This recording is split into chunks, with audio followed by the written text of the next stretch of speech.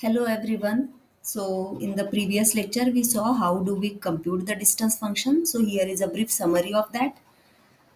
The proximity between data points is measured by a distance or a similarity matrix D whose components Dij give the similarity coefficient or the distance between two points xi and xj. So either the clustering can be based on a measure of similarity or it can be on a based on a measure of distance. So the earlier example that we saw was of a distance function. Then this variety of distance functions exist for binary data, that too we saw. And now the third summary was that the nature of data could impose choice of a particular matrix in defining the distances. For example, if we need to standardize the data or not, or do we need a standard distance function such as norms and all. So these two we shall study further. So now let us look at the second aspect of the cluster analysis, that is various methods or ways to clusters, to create clusters. So there are two major types of clustering methods, hierarchical algorithm and partitioning algorithm. Now hierarchical algorithm starts with again can be classified into agglomerative and splitting procedure. So in case of hierarchical clustering, agglomerative clustering, it starts with the finest partition possible. Notice that clustering is nothing but a partitioning process. So we have a bunch of objects, people or groups. So in short, we have a bunch of vectors, data vectors, which we are going to classify into different groups or clusters. So now, in case of agglomerative clustering, we start with uh, taking each cluster as containing only one element. So that would give us the number of clusters equal to the number of elements or the number of data points. So for example, as we discussed before, that the data matrix is a n cross p matrix. So p variables, so each data point contains p values. So if we have say 10 such data points, then this will mean that we will have 10 clusters. So when we talk about hierarchical clustering, agglomerative clustering, agglomerative is a type of hierarchical clustering, a hierarchical algorithm. So in agglomerative clustering, the number of clusters is same as the number of objects at the starting. And now the second type of clustering, that is splitting. So therein it is the opposite. So when we start, we assume that there is just one cluster of all the observations, and then we proceed by splitting the single cluster into multiple clusters on the basis of the distance function. So usually the splitting algorithm is not used that much, but we use hierarchical agglomerative clustering. So let us see how it can be done, how the agglomerative clustering works. So the agglomerative algorithm consists of these steps. First step is construct the finest partition, then compute the distance matrix D. So suppose we have say 10 items to be classified and each item has three values. So say P equal to 3 and N is equal to 10. So we need to classify these 10 items into some clusters. So how many clusters will depend on the distance also. So obviously because 10 items are there, so we won't want more than 30% of the cluster. So maybe three or four items in each of the clusters. So obviously we wouldn't want more than three, four clusters for a data containing only 10 items. So how many clusters do we want, that is also going to depend on the data itself. So that too we shall discuss along the way. So let us first try to understand this agglomerative clustering. So in agglomerative clustering, we assume that we each item is belonging to different cluster, and then we calculate the distance matrix for the items which will indicate the distance between the clusters. So now what do we do after computing the distance function is we find the two clusters with the closest distance, and then we put these two clusters together, and then we compute the distance matrix now between the new groups and obtained a reduced distance matrix. So for example, suppose earlier we had 10 items, so each of the 10 items are belonging to 10 different clusters. Then we calculated the distance function and we saw that the distance is minimum for say second and fourth item. So now second item is already there in second cluster, fourth item is there in fourth cluster. So second and fourth cluster will merge together, and so now the number of clusters will be 9. Earlier it was 10, now it is 9. So now for these 9 clusters, now we will again calculate the distance function and then we'll repeat the procedure. So until we have agglomerated into the script text, that is until you can say we have got the desired number of clusters. So now let us first see how do we calculate the distance between two groups or objects P and Q, because see here when we merge the second and fourth element together, the second cluster then will have two elements, whereas the rest of the clusters will have one element each. So we now need to know how do we measure the distance between the first and the second cluster. So here it is. If two objects or groups, say P and Q, are united, then one can compute the distance between these new group and the original group R using the following distance function. So earlier say P and Q means second and fourth cluster, you can say they were separate, now they are being put together.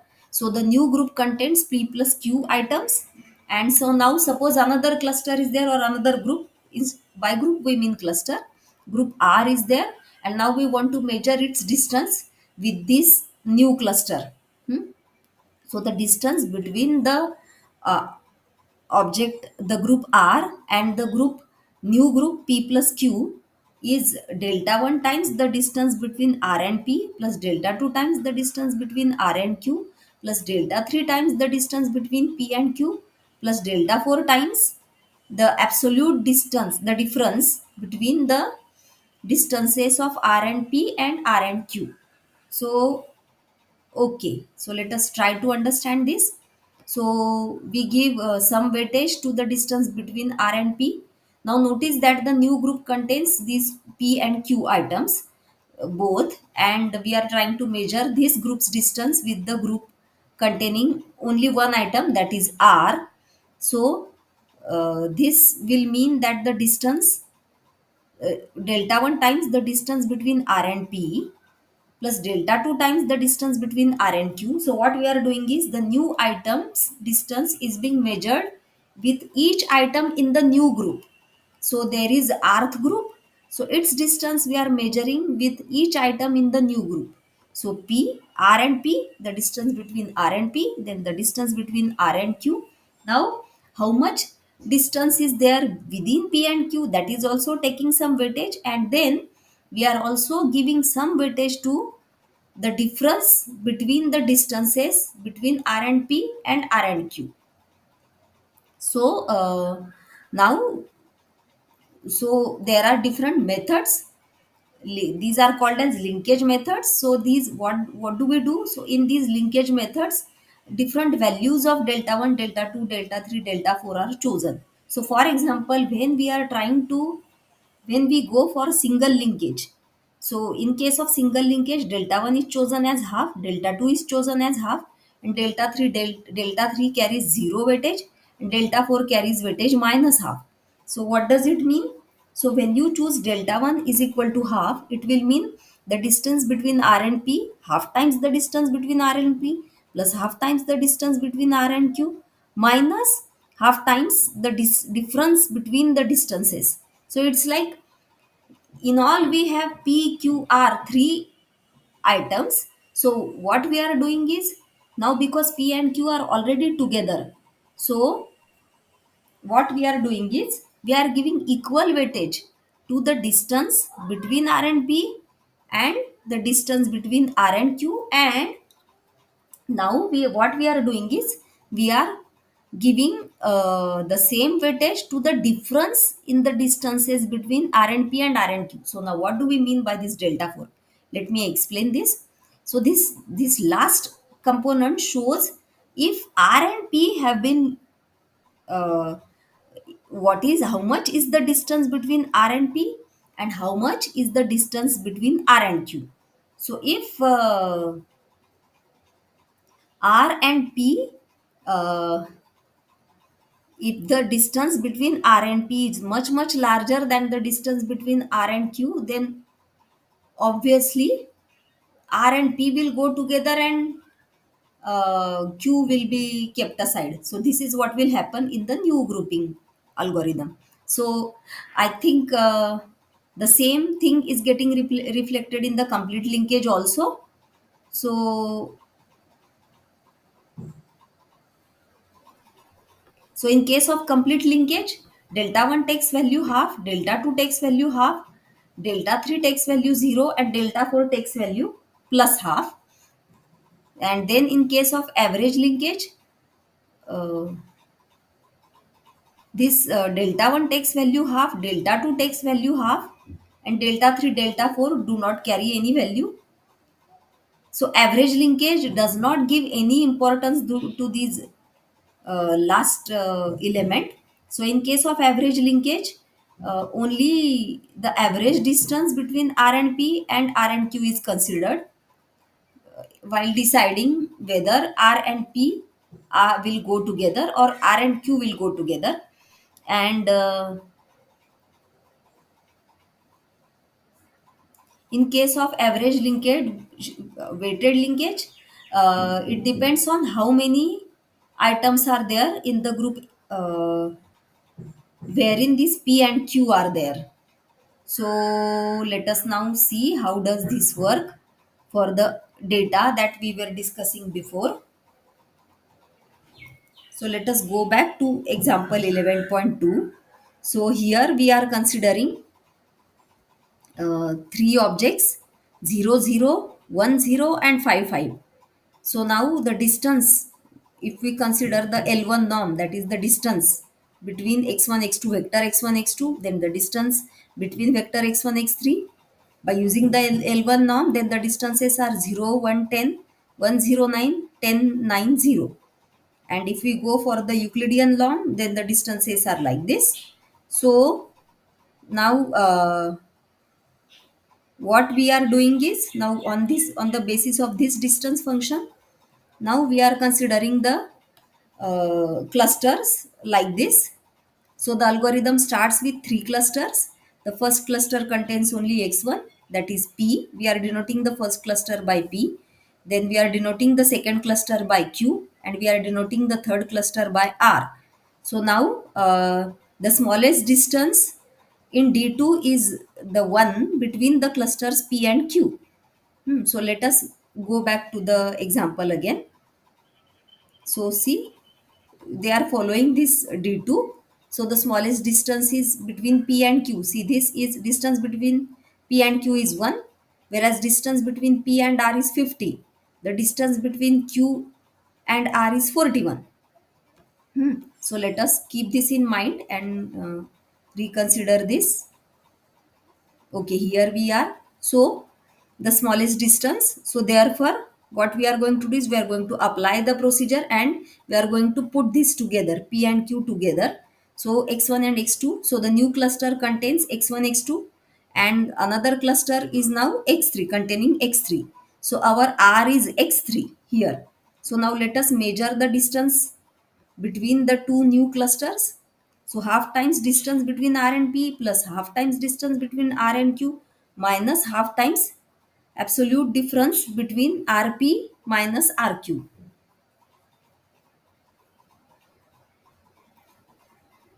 See, in order to understand single linkage or complete linkage, we can simply consider the cases. See, let us go back to this 11.9. Then I'll continue the discussion with the example. So, suppose the distance between RP is more than the distance between RQ, then this will be simply delta 4 times distance between RP minus distance between RQ. So, DRP minus DRQ. Now consider the single linkage. So, this value is half, this value is half, this value is 0, and this value is minus half. So half times DRP minus half times DRP will cancel out the distance between R and P.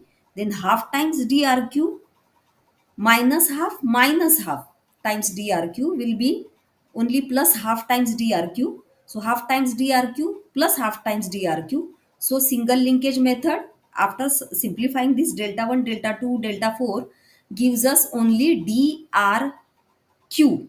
So all other values are 0. So what it does is it only considers the distance between R and Q if the distance between R and P is larger than the distance between R and Q. So see, by single linkage method, the distance between R and the grouped objects will be equal to the individual distance, maximum individual distance between this object and the earlier objects. So if the distance between R and P is larger than the distance between R and Q, then as per single linkage method, the distance between these two groups will be equal to the maximum distance between the individual elements in these two groups. So this is what we mean by the single linkage method. Then in case of complete linkage method, it will be the opposite. It will be the minimum distance, I'm sorry, single linkage we will get the minimum. See, if when we assume DRP to be larger than DRQ, then DRP got cancelled, so single linkage gives us minimal distance, whereas complete linkage is based on the maximum distance. So this is what, and average linkage gives equal weightage. In case of average linkage, these two terms do not appear, so this is getting reflected here. So if we calculate, look at this, the distance comes out to be 41, which was already there in the table. So see here, half times D13 plus half times D23 minus half times absolute difference between D13 and D23. Here D13 is larger than D23. So the larger value is getting cancelled. See, 50 by 2 minus 50 by 2 is getting cancelled, and we are getting this as the 41. So notice that 41 was the minimal distance between RP and RQ. So this is how the clustering is done through single linkage method. Then in complete linkage, the farther the objects, they are put together, and so on. So now obviously it's not easy to understand what exactly is going. So dendrogram definitely helps us. So here is the comment. The single linkage algorithm defines the distance between two groups as the smallest value of the individual distances, whereas the complete linkage gives the maximum distance, considers the maximum distance. So it is also called as farthest neighbor algorithm, and the single linkage algorithm is also known as the nearest neighbor algorithm. The average linkage algorithm proposes a compromise between the two algorithms, in that it computes an average distance. So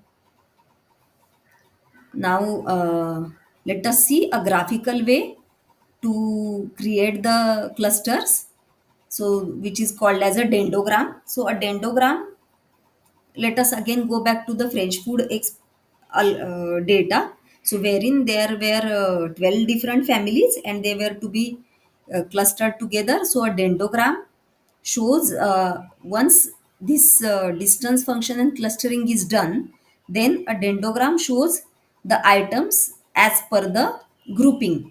So this the left hand side shows the distance, the way the distance is increasing. So from 0 to, it is increasing up to 60, and the way the families are getting or coming together. So for example, let us consider the dendrogram for the French food family.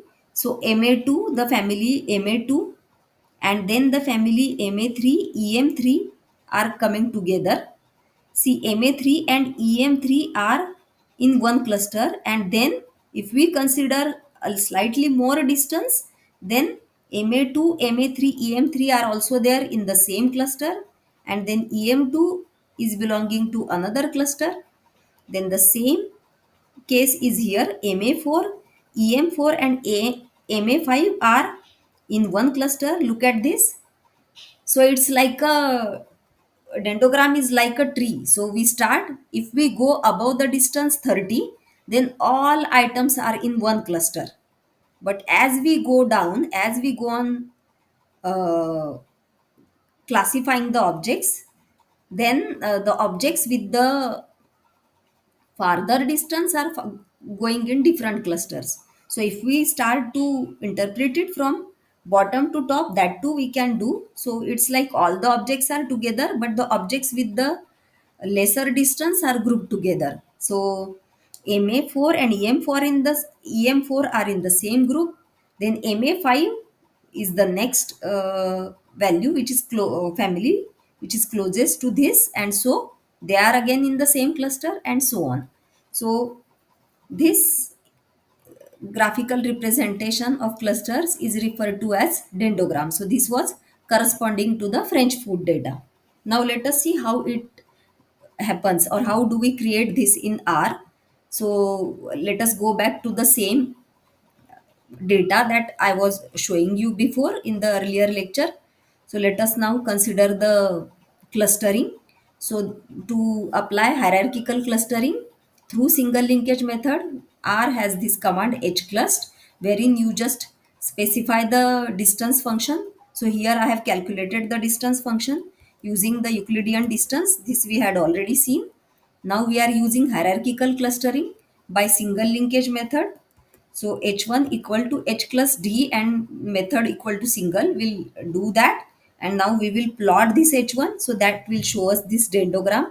So you can see here that the maximum distance is 35, and then the distance, then the ninth student is classified here, and the rest of the students are all going together in this cluster. If we go further down, that is if we stop at the distance 25, then all these students are going in the same cluster, and these rest of the students are going in another cluster, and so on. So again, because it's a single linkage method, so let us see, that is the nearest neighbor linkage method. So we will go for farthest neighbor, and let us see then what it gives. So if we go for farthest linkage, then we get the clustering like this. So you can notice the difference. See, earlier it was like this, now it's like this. So but still the ninth student is sitting separately in a one cluster, and the 8th and 13th student are together, 4th and 15th student are together. So let us see if it makes sense or not. So let us look at the scores of 8th and 13th student. So 8th student scores are 78, 82, 75, 70, 70. 13th student scores are 76, 80, 79, 80, 70. So you yourself can notice that they are pretty close to each other. Then look at the 4th and 15th student. So 4th student scores are 77, 91, 91, 68, 80. And 15th student scores are again above 90. See, 89, 83, 91, 73, 80. So barring this, all other scores are considerably large. So we do feel that 4th and 15th student again will belong to the same cluster. Then again 8th, 10th and 18th student are in the same cluster. Then again 17 student is sitting slightly away, but still all of this, if we fix the distance here, then uh, say 20, say 40, then it's like this. So in dendrogram, what, how do we decide the number of clusters? So what we do is we cut the tree. So this is like a tree na? So we cut the tree at various distances, and then we calculate. So suppose we cut the tree at 40. And now we look at the table. So first cluster, here is the output. First cluster contains 9 students, second cluster contains 4 students, third cluster contains 1 student, and so on. So we can look at the values of k also. So this means that first student is getting first cluster, second student is getting first cluster, third is also getting first, fourth student is getting classified in the second cluster, and so on. So in all we have 5 clusters, and this is the arrangement. So we have 20 students, so 20 students are getting classified in the first cluster. So if I say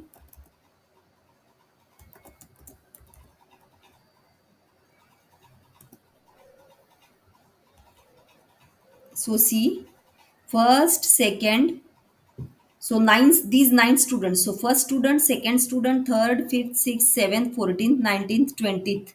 These students are getting classified or are put together in the first cluster. Then notice that third cluster contains only one student. So let us see which is this.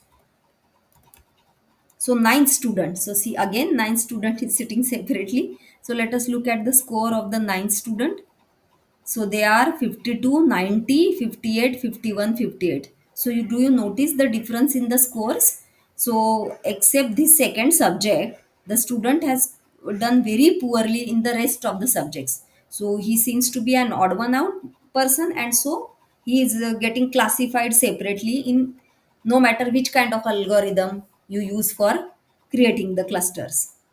So I think this will be enough to make you understand uh, or give you a rough idea about clustering method. So more shall be discussed in future.